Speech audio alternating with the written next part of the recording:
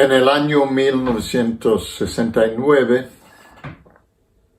viviendo en Londres, mis padres vivían en la costa, pero yo ya me había mudado hace más que un año a Londres, tocando guitarra en un conjunto de rock en la noche, intentando estudiar en el día. Yo tomé una decisión, que yo iba a intentar a vivir como si Dios no existiera.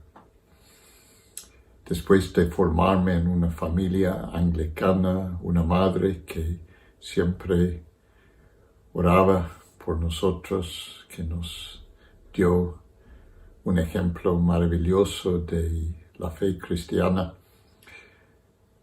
yo tomé la decisión que iba a vivir como si no hay Dios. Terminé mi relación con mi novia y me fui para vivir para el verano, julio y agosto, en la casa de mis padres en el sur de Inglaterra, justamente en la costa. La tercera semana de agosto estuvimos preparándonos para un concierto que íbamos a dar el fin de semana, y justamente a las 9 de la noche llegaron a la casa 3 amigos de mi juventud, del colegio, personas que yo no había visto en casi 2 años, y se quedaron y hablamos hasta las 4 de la mañana. Y finalmente yo les dije: mire, ustedes no van a poder mostrarme pruebas, no existen pruebas de la existencia de Dios. Y al retirarse el último, al salir, antes que yo cerré la puerta, me miró en los ojos y dijo: entonces, ¿qué vas a hacer con Jesús? Cerré la puerta, me fui a mi dormitorio, y yo sabía que había algo en lo que él decía, que Dios podemos cerrar la mente, el corazón, la voluntad a Dios, pero Jesús existía.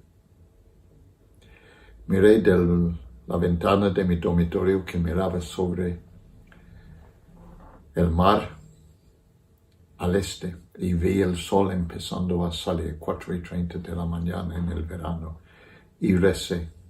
Levanté una oración, dije: Dios, si tú existas, quiero conocerte, por favor. Dormí un par de horas, a las 7 me levanté para tomar el tren, caminé a la estación de ferrocarril, ahí en la costa, no había nadie. Bajé para el andén, para esperar el tren, y mientras que yo andaba bajando los escalones, escuché un ruido como de una hoja en el viento, y al sentarme ahí en el banco sobre el andén, vi ahí a mis pies había caído un papelito. Lo levanté, miré y decía: ¿qué pues hago con Jesús llamado el Cristo? Y debajo: ¿por qué no has contestado esa pregunta? En ese momento conocí a Dios personalmente, conocí perdón de mis pecados, recibí una nueva vida. Y quiero preguntarte a ti, ¿cómo es tu respuesta a la pregunta: ¿qué pues hago con Cristo? ¿Qué pues hago con Jesús llamado el Cristo? ¿Lo has contestado? Hace 2000 años que la multitud gritó: crucifícale. Pero muchos desde ese momento han dicho: le recibo como Señor y Salvador.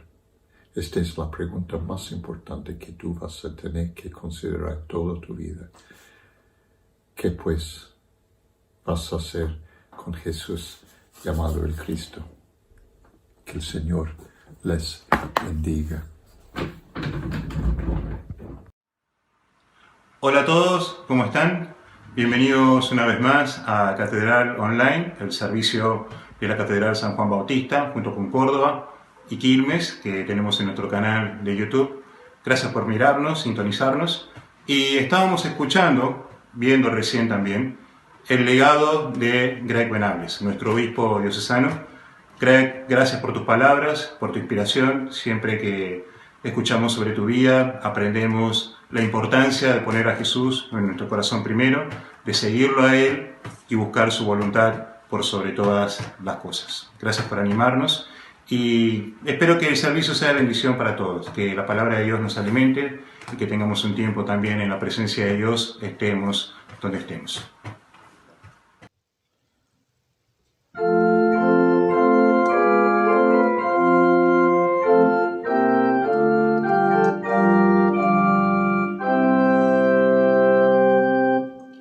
Jesús, yo he prometido servirte con amor. Concédeme tu gracia de amigo y salvador. No temeré la lucha si tú a mi lado estás, ni perderé el camino si tú guiando vas. Y si mi mente vaga, insegura, veloz, concédeme que escuche, Señor, tu clara voz. Anímame sin duda, inspírame también. Repréndeme si temo en algo hacer el bien. Jesús, tú has prometido a todo aquel que va siguiendo tus pisadas, y al cielo llegará. Sosténme en el camino y al fin conduce amor. Trasládame a tu gloria, mi amigo y salvador.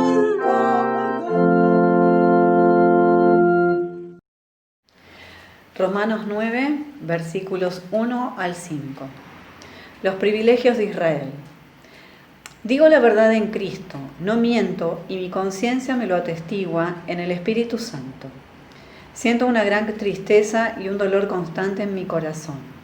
Yo mismo desearía ser maldito, separado de Cristo, en favor de mis hermanos, los de mi propia raza. Ellos son israelitas, a ellos pertenecen la adopción filial, la gloria, las alianzas, la legislación, el culto y las promesas. A ellos pertenecen también los patriarcas y de ellos desciende Cristo, según su condición humana, el cual está por encima de todo, Dios bendito eternamente. Amén. Es palabra del Señor.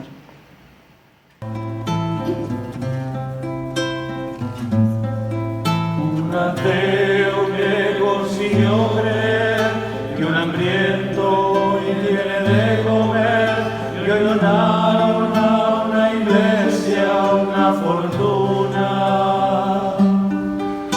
Que la guerra pronto se acabará, en el mundo al fin reinará la paz, que no habrá miseria alguna.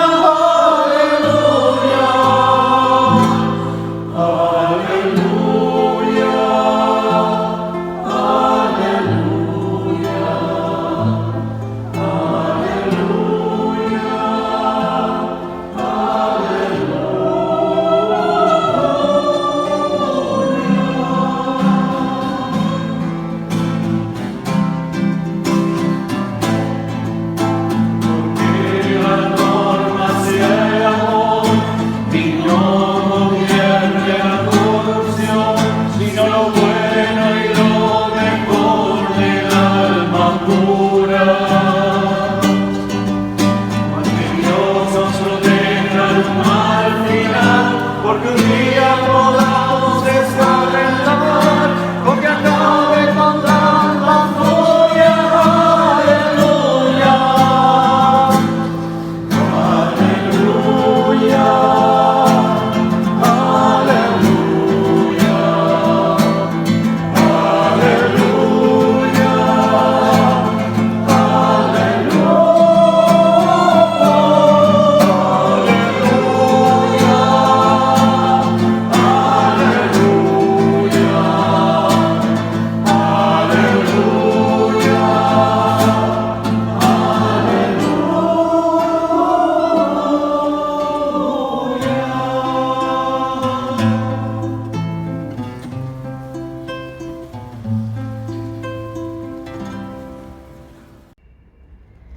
El Evangelio de hoy está tomado del libro de Mateo capítulo 14, versículos de 13 a 21, que dice: Cuando Jesús recibió la noticia, se retiró él solo en una barca a un lugar solitario. Las multitudes se enterraron y lo siguieron a pie desde los poblados. Cuando Jesús desembarcó y vio a tanta gente, tuvo compasión de ellos y sanó a los que estaban enfermos. Al atardecer, se le acercaron sus discípulos y le dijeron: Este es un lugar apartado y ya se hace tarde. Despide a la gente para que vayan a los pueblos y se compren algo de comer. No tiene que irse, contestó Jesús. Denles ustedes mismos de comer. Ellos objetaron: No tenemos aquí más que 5 panes y 2 pescados. Tráigamelos acá, les dijo Jesús, y mandó a la gente que se sentara sobre la hierba. Tomó los 5 panes y los 2 pescados, y mirando al cielo los bendijo. Luego partió los panes y se los dio a los discípulos, quienes los repartieron a la gente. Todos comieron hasta quedar satisfechos, y los discípulos recogieron 12 canastas llenas de pedazos que sobraron. Los que comieron fueron unos 5,000 hombres, sin contar a las mujeres y a los niños. Este es el Evangelio de nuestro Señor Jesucristo. Te alabamos, Cristo Jesús. En el Evangelio de hoy se habla de la multiplicación de los panes y los peces, de Jesús que quiere dar de comer a esa multitud.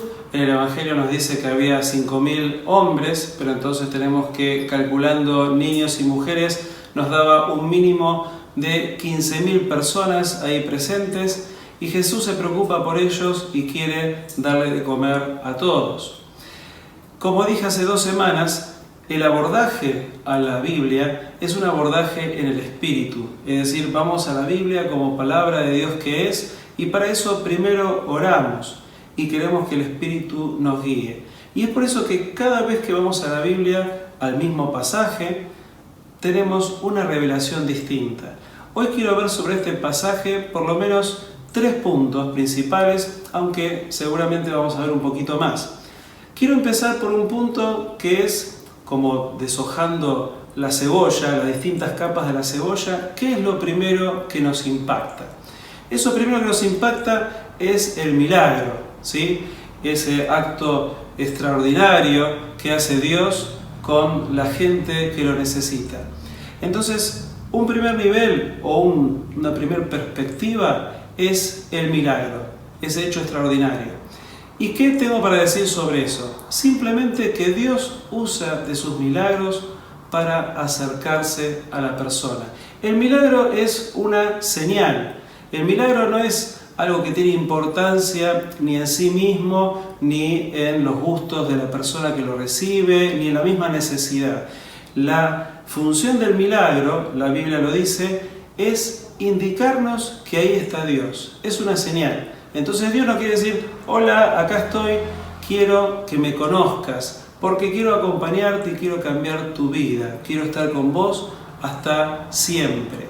Entonces el milagro es eso. ¿Por qué digo esto? Porque mucha gente se me acerca y me pregunta que estoy pidiendo por esto, estoy pidiendo por un trabajo, estoy pidiendo por tener un mejor pasar, por no sé, una enfermedad, lo que fuere, y el Señor no me está respondiendo. Y mi respuesta es siempre la misma: mirá, hermano, mirá, hermana, el Señor hace el milagro para revelarse a vos. Y después, a partir de ahí, comienza un camino espiritual que es un camino de fe. Es decir, un camino de lo que sabemos que está, pero que no se ve. Y entonces tenemos que tener siempre en cuenta eso, porque la mayoría de las veces la relación con Dios empieza con un milagro, empieza con una señal prodigiosa, donde Dios se te manifiesta. Pero eso no quiere decir, aunque la vida es milagrosa en sí misma, que siempre Dios te va a dar el milagro que pedís. Por supuesto que en la vida del creyente vas a tener esa caricia, que es un milagro, una palabra, un consuelo, donde siempre Dios te va a estar diciendo: mirá, acá estoy, sigo al lado tuyo, te estoy acompañando. Pero no significa que ese milagro extraordinario que te impactó en un primer momento tenga que estar siempre o tenga que repetirse. El Señor lo usa simplemente como una señal, una forma de expresarse y de manifestarse en tu vida. El segundo punto que quiero arribar es el agradecimiento. Jesús, antes de la multiplicación, agradece por lo poco que tiene. Y esto es una llave espiritual. Tenemos que agradecer por aquello que tengamos. Y alguno puede estar deprimido, puede estar enojado porque le falta esto o le falta aquello. Pero en realidad tenemos que agradecer siempre, aunque sea un poquito, por aquello que tengamos. Hay gente que piensa que no tiene nada y se está engañando, porque tiene la vida, tiene la familia, tiene las oportunidades, obviamente tiene a Dios. Pero digo esto porque muchas veces estamos enojados con la vida, enojados con Dios, estamos deprimidos, pensamos que no tenemos o que no valemos porque no tenemos y nos olvidamos de lo que somos. Entonces, por poco que tengamos, alabemos a Dios por eso que tenemos. Es una llave espiritual porque, como dije recién, en la relación con Dios tenemos que darle gracias y tenemos que alabarle, no solamente cantando el domingo, sino alabarle disfrutando lo que Dios nos da.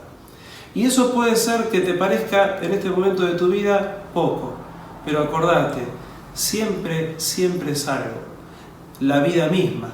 Y uno puede decir, pero estoy enfermo. Sí, pero dentro de esa enfermedad podés hacer tal o cual cosa. Si no, veamos casos como por ejemplo el del físico Hawkins, un hombre en una silla de ruedas y sin embargo científico, escritor, o aquel actor que había hecho Superman y tuvo un accidente haciendo equitación y quedó cuadripléjico, y después daba charlas de cómo él llevaba adelante su vida, y charlas exitosas. Por 9 años estuvo dando esas charlas. Entonces, siempre, aunque estés enfermo, aunque te falte trabajo, aunque te parezca que estás pasando por un mal momento, tenés algo para dar gracias. Y ese dar gracias es la llave para la multiplicación.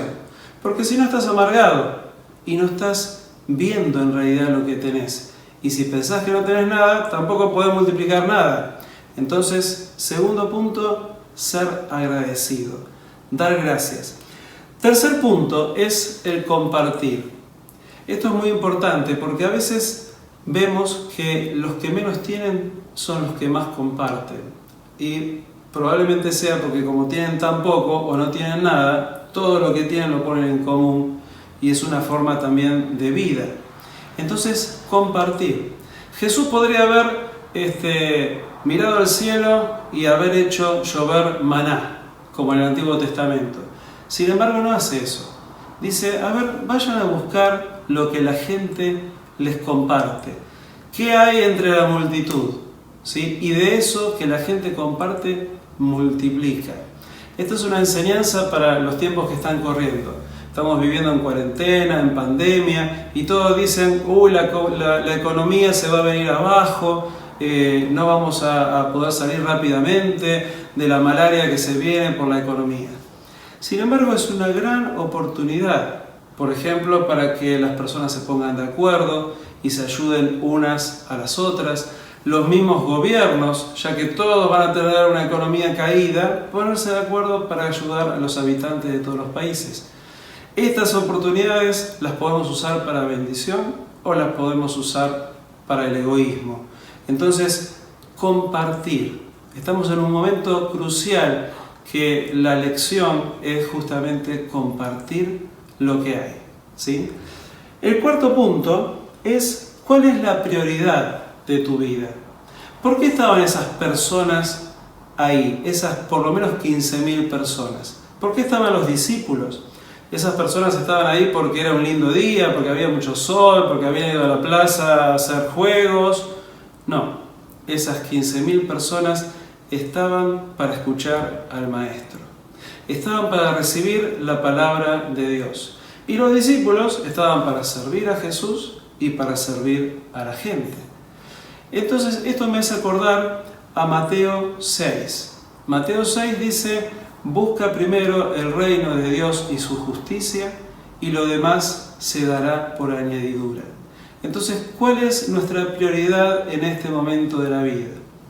¿Es estar con Dios, buscar la palabra, buscar la guía de Dios, buscar ayudar al prójimo, no ser el ombligo del mundo? ¿Cuál es nuestra prioridad? No nos olvidemos, busca primero el reino de Dios y su justicia, y lo demás será añadido. De ahí no podemos tener ningún miedo. El Señor dice, miren cómo están los prados del campo, las aves del cielo, etc. No trabajan y sin embargo reciben lo suficiente. ¿Y ustedes se piensan que van a ser abandonados por Dios? No, pero tienen que estar en la prioridad. Entonces, cuarto punto, ¿cuál es tu prioridad? Y el quinto punto es el alimento en sí. El Señor multiplica esos panes y esos peces, pero en realidad el alimento principal había sido la enseñanza. El alimento espiritual había sido la presencia de Dios. Ese es el alimento principal. Ya lo dice la palabra también en otro lugar de la Escritura, que no solamente de pan vive el ser humano, sino de toda palabra que salga de la boca de Dios. Entonces, la palabra es alimento, tenemos que comerle, masticarla, ¿sí? Masticarla en nuestra mente, masticarla en nuestro corazón. Y esta palabra es el alimento espiritual que tenemos. Entonces, hermanos, para hacer un repasito, primera perspectiva, el milagro, ¿sí? El prodigio. Bueno, no hay que quedarse con eso, ¿sí? Sabemos que eso Dios nos lo da, Dios nos acompaña de vez en cuando con eso, un milagro, una palabra, una señal, pero lo importante es nuestro camino espiritual, que es un camino de fe. El segundo punto, el ser agradecido. Dar gracias por lo mínimo que tengas, porque siempre tenés algo. Tercer punto, compartir lo que tenés. Hacerlo correr, no te quedes, porque somos cuerpo.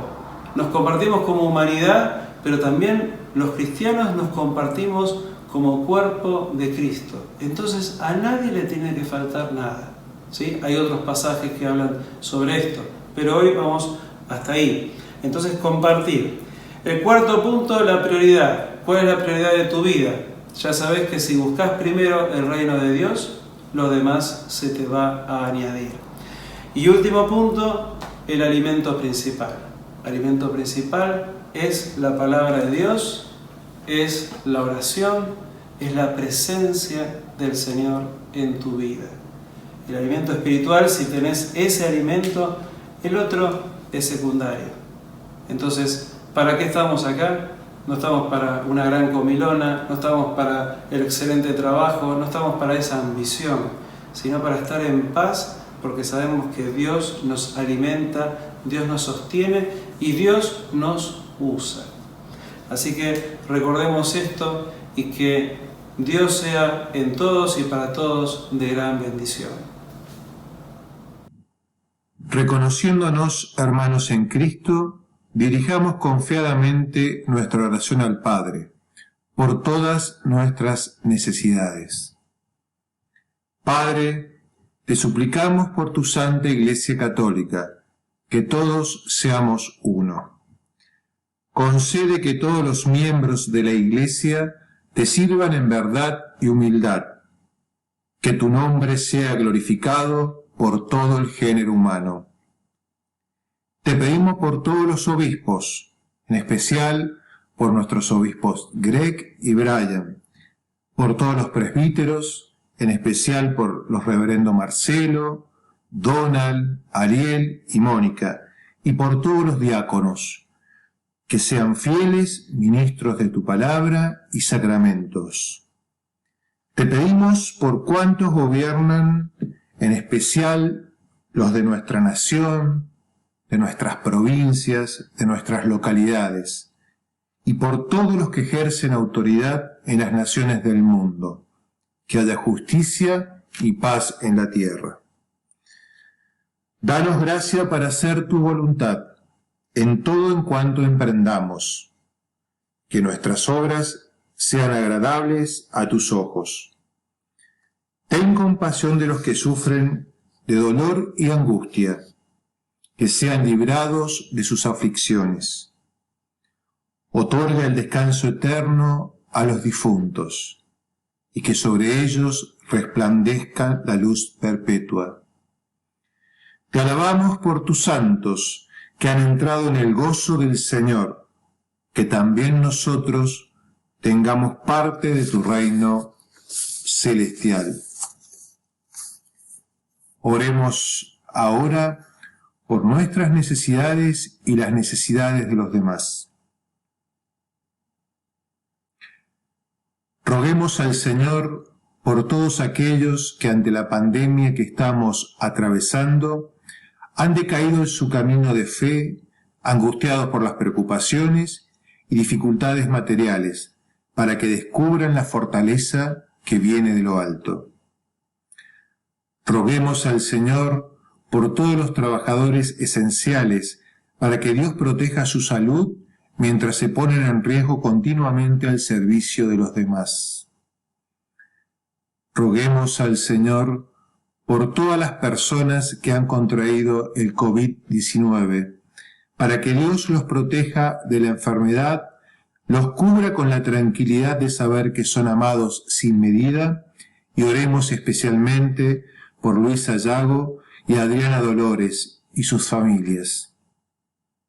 Roguemos al Señor por todos nosotros, para que Dios nos dé la gracia de reconocer su presencia en nuestra vida cotidiana y de conocerlo con nuestra alegría en este tiempo de sufrimiento, y que también sea nuestra esperanza segura en este tiempo de incertidumbre. Oremos. Dios omnipotente, que conoces nuestras necesidades antes de que te las imploremos, ayúdanos a pedir solamente lo que esté de acuerdo a tu voluntad, y concédenos aquellas cosas buenas que no nos atrevemos a pedirte, o lo que por nuestra ceguedad no sabemos pedirte. Por amor de tu Hijo Jesucristo, nuestro Señor. Amén. Oremos ahora como nuestro Salvador Cristo nos enseñó. Padre nuestro, que estás en el cielo, santificado sea tu nombre. Venga tu reino. Hágase tu voluntad en la tierra como en el cielo. Danos hoy nuestro pan de cada día. Perdona nuestras ofensas, como también nosotros perdonamos a los que nos ofenden. No nos dejes caer en tentación, y líbranos del mal, porque tuyo es el reino, tuyo es el poder, y tuya es la gloria, ahora y por siempre. Amén. Muchas gracias a todos por haber estado con nosotros. Recuerden que este viernes de esta semana tenemos el tercer encuentro vía Zoom acerca de la Iglesia Anglicana. El encuentro lo dirige nuestro obispo, Greg Venables, y en esta ocasión el tema es sobre teología anglicana. Así que sigamos aprovechando para aprender más sobre nuestra denominación. Espero que tengan una excelente semana. Les deseo la bendición de Dios Padre Omnipotente, Hijo y Espíritu Santo, que permanezca con todos ustedes y para siempre. Nos encontramos el domingo que viene. Muchas gracias.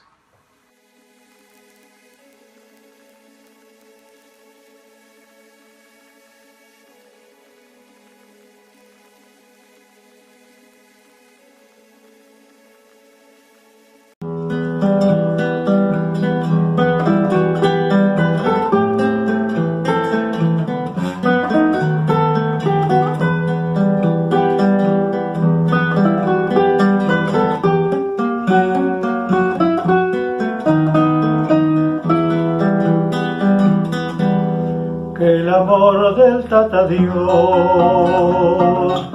más inmenso que la pampa, te cubra como una manta, sobre el viento brilla el sol, que la gran misericordia del Hijo que nos libera, cambie por dentro y por fuera el corazón